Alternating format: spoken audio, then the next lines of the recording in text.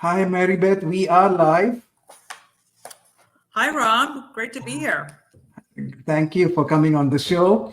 So, I host this event every Thursday, 11 a.m. Central. It's the all things tech leadership. I normally invite leaders in product, engineering, and startup leaders. Every now and then, I will get marketing heads and finance heads and other people up who are part of the product and engineering ecosystem. You need everybody. But today, we have Maribeth Martorana. Did I say that right? Yes, you did. Awesome. That's nice. So that's good. But before we get to introductions, just one simple rule. If you're listening in live, this is an AMA format. Ask me anything format. Ask me anything format.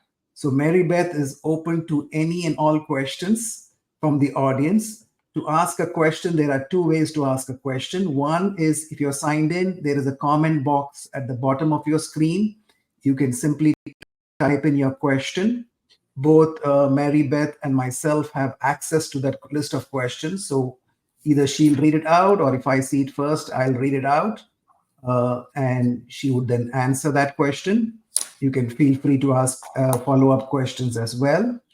The second way to ask a question is, and some people prefer it this way, you can send me a DM, a direct message to my LinkedIn profile if you want it, if that's the way you prefer.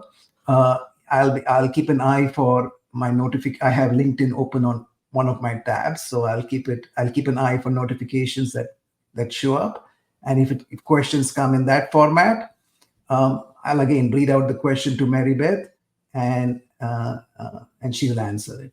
So that's as simple as it gets. I'm going to briefly introduce myself, and then I'll introduce Mary Beth in one sentence or so, and then I'm going to let Mary Beth expand on that to introduce herself.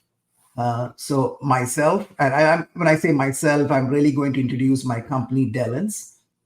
So B2B tech companies, typically in the range, typically less than 40 to $50 million in revenues, struggle to grow, innovate, and scale due to lack of access to experienced tech leadership. We at Delens address this challenge through our fractional CTO services without the need to commit to a full-time hire. So we have been in business for over 8 years. In fact, October this month is the 8th-year anniversary of Delens. So it's been a great time that we've been. It's a great journey from the onset in 2016.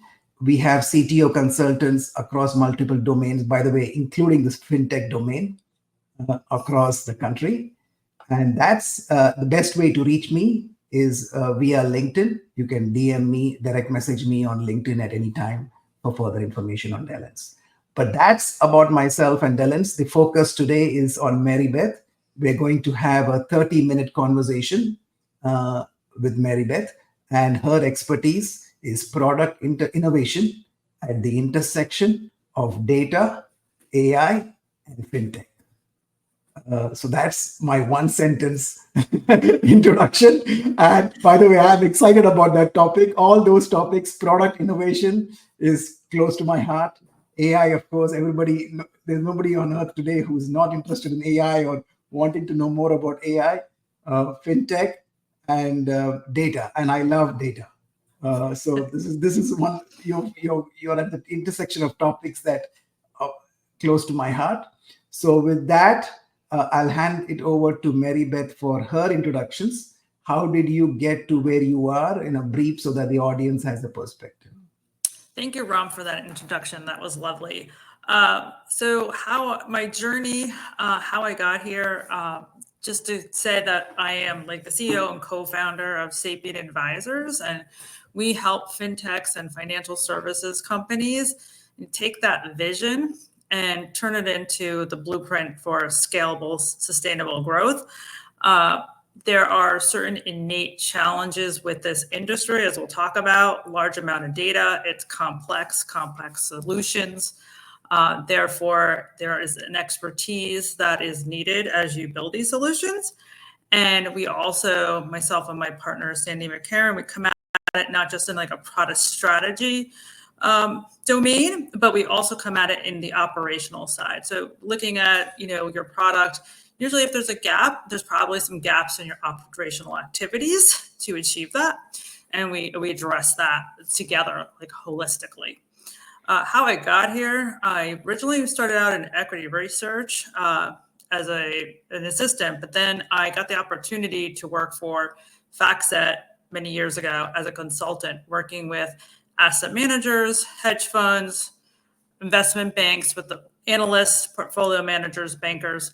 And I really liked the idea of like just digging in on a problem and solving it and get deep in the client workflows, and then seeing what the engineers could come up with. And I thought it was amazing what they could do. So I decided to pivot my career and go into building products and product strategy and tech. And just from there, I got the bug and just kept on going. Fantastic. Thank you for that excellent overview. Was that transition into product, was there any, for people who want to make that transition into product, what advice would you provide? And were there any challenges that you experienced in making that transition from research into product? Yeah, for myself, I kind of joined product and whatnot before product was considered product. Sure. So when I went to business school, I wanted to do everything with strategy and technology that I could and just soaked it up. One of the things that I find that going from, say, consulting or being, let's say, a practitioner is you have really that insight of the clients and the voice of the customer, which is so important to have and bring that back to the teams, UX, development, everybody. So what I say to people is one of the things is if you're a practitioner, I've seen people take that knowledge and then go to building products. You can teach someone how to build products. So years ago, I had someone who came from a research background as well at FactSet, who was a product manager, and I taught him how to do product. So I think, if you have that innate curiosity and whatnot, and if you really understand the customer, like this industry, you can kind of pivot. Absolutely. No, that's great, because I have seen people in product come from all different backgrounds. There is not to the best of my knowledge, there is you can't get a degree in product management today.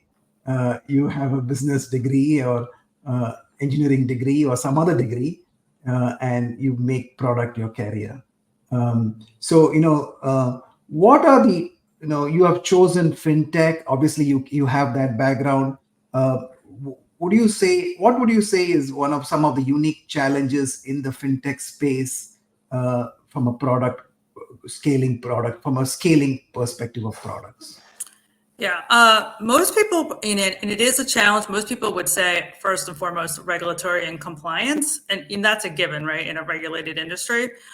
Where I come at it from is I look at it as first is data. Data is the fuel to build these products even before AI has been the shiny new thing. So the data is expensive to get from the providers, to manage it, the quality and control checks, the integrity. So that right there is a huge cost to any small firm. Then now if you add AI onto that, there is the cost to train the models, the compute cost, the cloud. So you really need to think about what am I going to do in purchasing data, processing data, and then as well, then there's the AI and modeling side and those costs as well. So you really need to have a good foundation for all of that to then scale your product. Yeah, no, absolutely. There is no AI or no BI analytics without data. Good quality data is core to everything, and that's true across the industry. That's true across, and people want to get to what they perceive as the fun part of the algorithms and the output, but without a core. So, what are some of the what would you advise clients on how to how to address it cost effectively and efficiently, the data acquisition and the data quality? I know that's important, but is there any specific guidance or tips you have in that regard? There are, tips, having, sat with major market financial providers. One of the things we do advise people on is, how to think about what you need to start with your initial MVP or version 1. There's also an accelerator out of Boston who helps startups do free trials. When I was at Moody's, I did a data partnership with that and managed that so that they can trial the content for 6 months for free to get to an MVP. The other thing is now also, which is kind of interesting, is there are more and more alternative data providers. And because of, compute, machine learning, its data collection is becoming not as expensive. So there may be other providers who you can go to look for that versus the large incumbents. So we try to look at a mix of things for that. Got it. Oh, so you actually buy the data combination, but don't you also use internally it's also internally created data that has to be used, right? Yeah, and there's it's like a standard build versus buy decision, right? So I might buy my data to start with, and that data is going to be priced based on how you're going to use it in your application, the number of users, and that's going to scale over time. But then maybe that might become more prohibitive over time, and you may eventually want to collect that data yourself. So you kind of need to think about like what is like the secret sauce or what really you need to spend your time. There might be things that are low table stakes and you don't collect that data and you buy it from somebody. So you kind of have to look at that, the typical cost benefit analysis and what that means to you and your business. Right, absolutely. Now, people ask me this question all the time, so I'm going to ask you. At what stage typically do customers come to Sapient? Do they have a problem, or are they proactively looking for solutions, or typical? What is the ideal or typical profile? I would say it varies. One would be we've run into more lately is people who maybe did not have a technology background and they're starting a company. So you're a founder who does not have a technology background, but you want to take what you know and build a SaaS product. So that's where we can come in early stage on the product and operational side. Also, we've seen people who have started to get what they think some product market fit, and they have a product out there and it's not getting the adoption. And so we need to come in and like fix things. So there's a problem. Or maybe they're expanding, right? Going into a new market or new region, and we can actually work with them on that, new product development and those new ideas and like work and growing into that. So right. I do a lot of mentoring in the Houston startup ecosystem, and I see this very frequently. Tech founders or even non-tech founders, they build a product. It's based on an idea that they have experienced or even dreamed up. They've spent dollars building it, and then they try. And there's a lot of good startup advice. There's no shortage of that advice around. You don't do that. It's heard numerous times, but it's still relevant. So now let's say a customer comes to you, they have built a product, there's no market adoption, or how do you go about changing the dynamics of getting market adoption?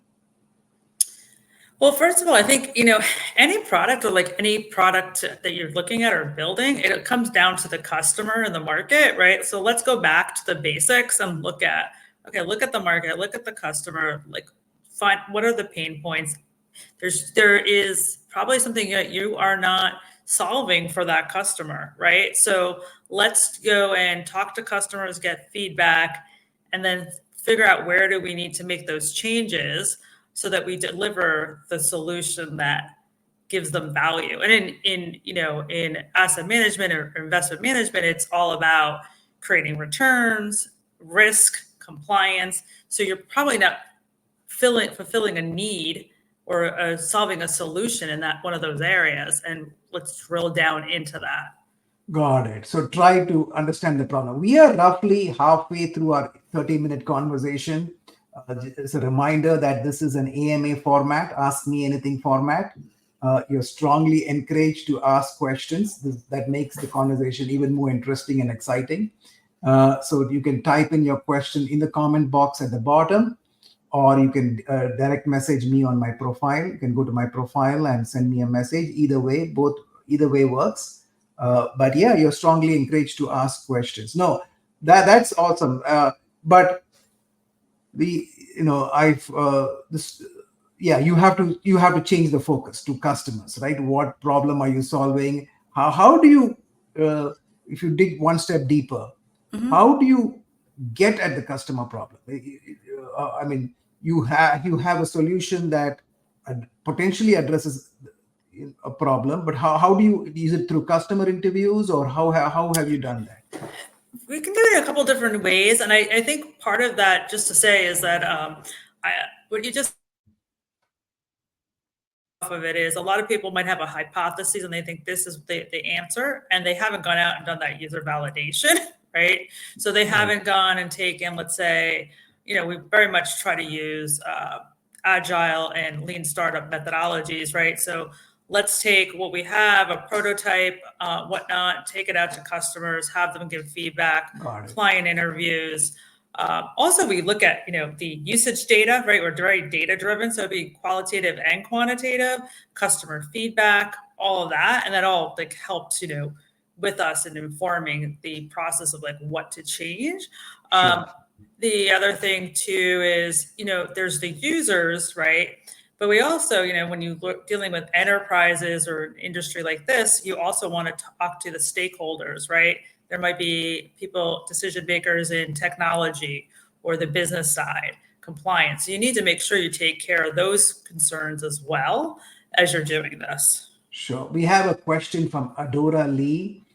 So and I think this is right, placed well to your strengths of your expertise. How do you advise balancing investing in market and user research, competitive analysis, and actually spending time building the solution? You know what? It's definitely one of the things I've always felt is I'm always constantly scanning the market and always out there talking to customers, talking to industry contacts, following the trends. So that is innately like in the day to day or whatnot. And then at the same time, you have to make sure you have, if you're building something, you have carved out your time of like what you need to do and staying on top of things. So, but what I find is if you don't go and balance that correctly, sometimes you can get into build mode. And if you're not looking at the market can move. So you want to actually always be like checking back with that. Yeah, that time management, right? You got to balance the two. Yeah. How do you do it personally? Like I read up on catch up while I'm exercising, while I'm Yeah. how do you do it? I definitely have become more of a podcaster these days, right? So my early morning walk, I listen to podcasts, things like that. Also, I make sure that I've actually a couple times a week, I'm having a conversation, either just somebody in the industry. It could be somebody in asset management. It could be somebody on the investing side. I'd also like to keep up with the trends by venture capitalists and whatnot and funds and what they're investing in, because that actually gives where the market's going.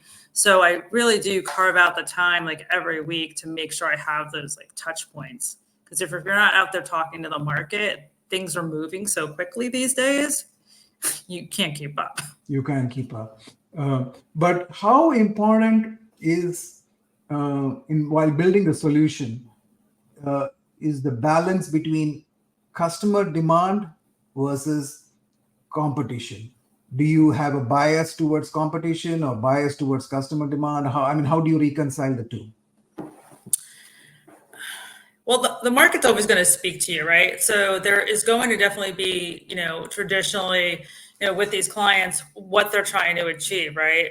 They're trying to achieve returns, manage their risk, be more efficient, be smarter, better, faster, quicker.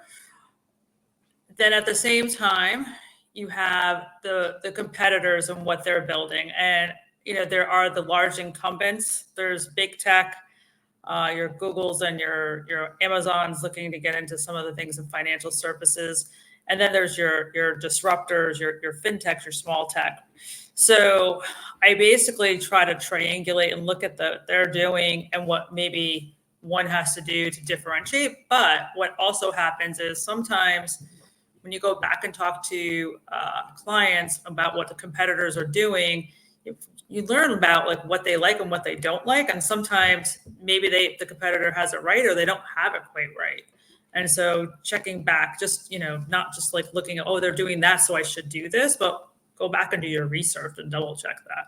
Sure, sure. Now, I know you have been working with AI related products well before generative AI became an everyday buzzword. But what do you see as the future of Gen AI or NLP in investment management or investment banking?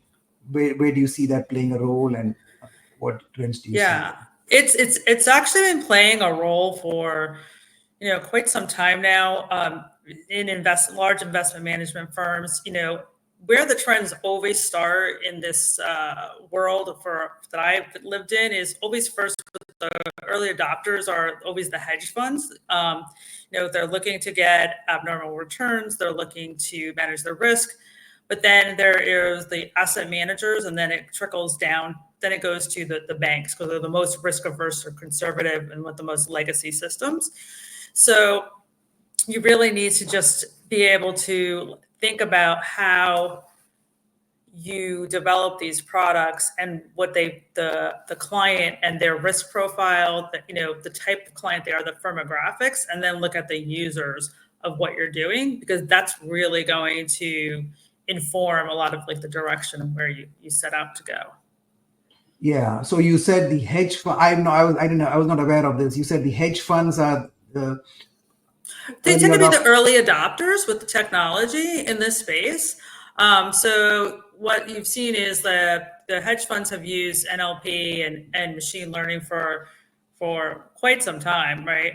So basically what you see is that, you can basically extract data, you can summarize data, you can look at trends, themes, and patterns. So if you just think of like an analyst at whether it's a hedge fund or a asset manager, what are they doing? They're taking in large quantities of data, whether it's structured or unstructured, news feeds, emails, all that. So think about a generative AI model or something monitoring all that information and going and summarizing those pieces of information for them, or even looking at what's changed over time. So it's earnings season right now. Earnings are coming out. ASR can transcribe those, and they can also at the same time look at topics and trends that are happening between one earnings call versus another from the previous. And it's really those changes that an analyst wants to dig into and they want to detect, and those patterns as they're forming their investment, thesis.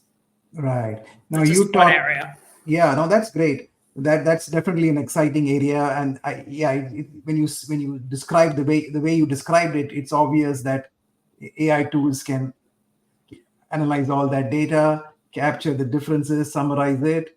You can just see that already in use. You can see that people. Is there any particular technology or product that you are personally excited about in the hedge fund world or investment banking world that you are excited about? Yeah. So one thing I just want to say is that, what I get excited about is, these new technologies, right? And it's not just in like creating and synthesizing the information for an analyst or helping a portfolio manager better manage their risk. These technologies also make it faster, cheaper, more efficient to collect the data. It also makes it that you can make more personalized investment products. And as those like costs or those things come down, it can also then translate also over to the wealth management side and the retail investors. And what I get excited about is like seeing how generative AI can learn about a retail investor. They're using a platform. What are the trading strategies they're trying? Where are they at in their life? all that, and putting together like informed recommendations for them that are more personalized than a generic tool.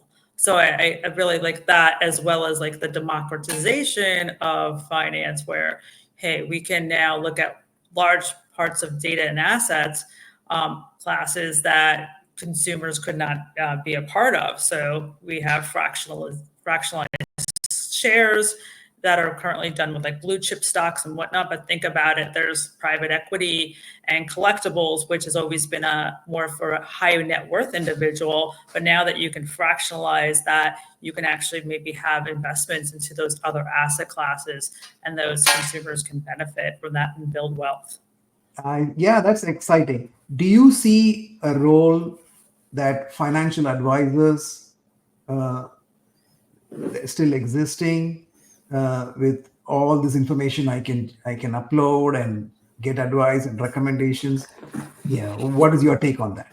Yeah, you know what? I was just recently up at a conference in Boston, and I thought it was very interesting in talking to some people. There's a real trend in that there's just not just like for your retirement, one needs like a 60-40 split equity portfolio, but there's also now layering on, let's say, insurance products. So layering on annuities, life insurance. So how do we go and we make sure that you have everything you need as you have those life goals? And so now you have to make a plan that is not only for your investments, but insurance. And a lot of the mutual insurance companies have been building more tools to help with that with their advisors. So really getting very granular with information on those customers and giving them a holistic, integrated set of advice, and also helping them better outreach to those to the next generation as well, for that as well, to give them that advice. Got it. When is no? That's awesome. When does a like there are a couple of CEOs listening in, and just looking at the audience list, and when should they be hiring a fractional product person versus a full-time role? How, just your take on that? Yeah, again, I'm going to go back to my point, and one of the points I made earlier, which was, I think if you are a CEO or you're a founder without any technology experience, I think then you may need to bring a fractional product person in sooner, right? So that they can help you, with formulating your strategy and what goes into building a product and giving you guidance, right? So that you scale. And then I think if you are not, if you are, your partner is technical, right? You're not going to need someone till farther down the line. Let's maybe more going towards like your Series A or round, let's say. But I would say, it really depends upon like that team and what their technology bench there. Got it. I just got a message from an audience member on my direct message. I'm a liberal arts student. Mm-hmm. How do I get into product management? How do I get into?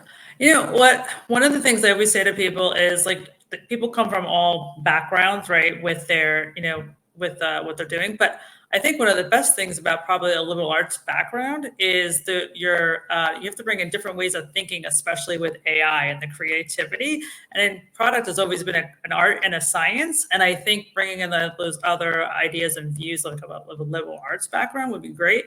One of the things I suggest with people is like doing internships while you're in school. Maybe originally it might be unpaid, paid, doing projects, that as well. That helps you go and like give you some experience and real life experience and see what it's all about. So I got the follow-up question from her is, how do I get the internship? How do I get the internship? A lot of times you can maybe have like your university or school as a job board, or sometimes there's even like local organizations with like startups or whatnot, or smaller firms, and they may be able to say, hey, I can put you, they may have a program. I know here in Miami, we actually have like a program where if somebody needs like an intern or something or on a project through one of the organizations, you can actually go and like sign up to get an intern or someone and see if there's like, they'll reach out to people to see if they're interested. Got it. Yeah, you just have to check it out. Yeah. No, thanks for the tip. Thanks for the advice. I'm sure she'll appreciate that. 30 minutes. So besides AI, fintech, finance, product, what do you do for fun? What do I do for fun? I would say for fun, I mean, now I'm originally a New Yorker, but now live in Miami. So I think fun is a lot of time spending time at the beach, spending time on the water, boating, that sort of thing is always enjoyable down here. Sounds South good. Yeah, Florida. yeah. It's a the right place for that. Definitely fantastic. All right. We are wrapping up our 30-minute session. We had a couple of questions. Thank you, Adora, for your questions, and thank you for the liberal arts student. Thank you for the question. One more question. Hi, thanks, Tony, for your question. Any specific LLM you suggest for fintech industry? I don't suggest a specific one. I think basically, you have to look at the use case, right? So I know when it all goes back to that use case. Like, what are we doing? What do we need to do? And also the LLMs are going to change. So what I've seen, the product teams that I've worked with or the technology teams is making that modular of which large language models or models you use, right? So being able to swap them out, right? Because it's constantly evolving. So something you use now may change later that you use something else. So it really comes down, and also those foundational models do not necessarily have like that subject matter expertise of like the financial knowledge. So you really need to have like a subject matter expert work with your data scientist closely with the use case so that they go and they make those tweaks that are needed in the model to get the results that are needed for the product. That is a great response. And I find that across industries, you cannot depend on a specific LLM. The LLMs keep evolving. Yep. Your architectural foundation should be such that you are LLM agnostic. You're LLM Exactly. I agree with that completely. You have to make that you're agnostic to that. And then, it's all based on, not just the LLM, but it's the prompts and what you put into it. And then also with financial services, sometimes we have to put guardrails or put things on it so that things are consistent results that we can audit. You have to have auditability back to the citations and where the data is coming from so that people have trust and transparency into that. Yeah, no, we are limited with time, but no, thank you, Maribeth, for your wonderful responses. For those of you who still might have questions for Maribeth in the fintech space, product space, AI space, I'm sure she'll be happy to get a message from you. She'll be happy to respond. And Maribeth, if there are some comments on the LinkedIn post, you can take some time to respond to those directly. Yep. That'll be great. But any final comments from you? I think my advice to people too, I know we've talked a lot about data and AI, but I look at it as it's data plus AI plus the UX equals value. And I think a lot of people are not spending enough time on the UX side. So don't, underestimate how important a good UI user experience is with the products that you're building there. Absolutely. That's one of my pet peeves, not just across my client base. That's awesome. Though I see that trend where people are recognizing that the trend is moving in the right direction. But no, thanks for that final tip, and thanks for all the all the nice responses you provided. Thanks for your questions. We'll see you next Thursday, 11 a.m. Central, with another product leader.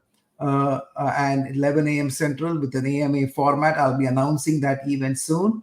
This event, for those of you who might have missed the earlier part, this is going to be on my activity page under events. recording of this will be made available, so you can watch the recording. But until next time, thanks for showing up, and Maribeth, thanks for coming on as a guest. We'll see you soon.